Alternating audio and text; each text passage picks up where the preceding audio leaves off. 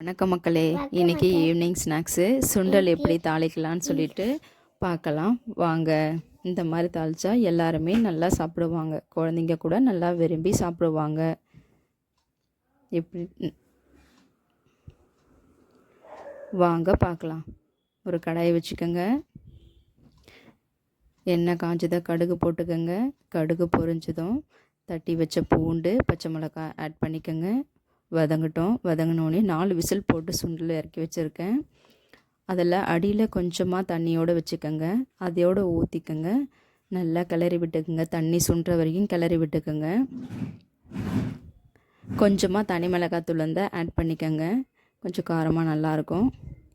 1 நிமிஷம் வதக்கி விட்டு இறக்கி வச்சுட்டு வெங்காயம், கொத்தமல்லி, திருவுன கேரட் போட்டு கிளறி சூடான சுண்டல் ரெடி.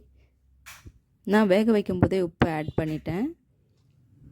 சப்ஸ்கிரைப், லைக் பண்ணுங்கள்.